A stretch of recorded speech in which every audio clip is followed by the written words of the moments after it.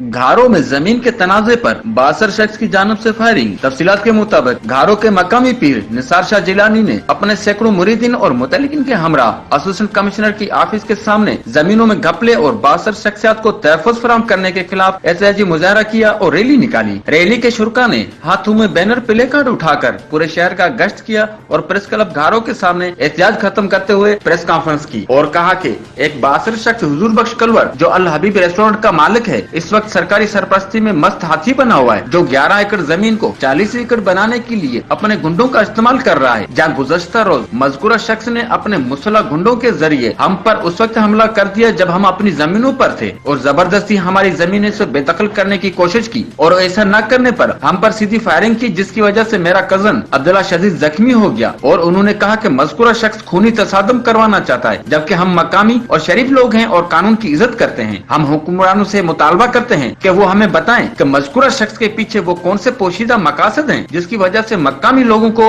उनकी ही जमीनों से बेदखल किया जा रहा है और उनके खिलाफ कार्रवाई भी सिर्फ खानापूरी के तौर पर की जा रही है, जबकि नामजद अफराद ताल आजाद घूम रहे हैं। उन्होंने कहा कि अगर हमारे साथ यही सिलसिला जारी रखा गया तो इससे भी बड़े पैमाने पर एहतजाज किया जाएगा। कैमरा टीम के साथ मोहम्मद अली मल्ला, राज न्यूज़ घारो।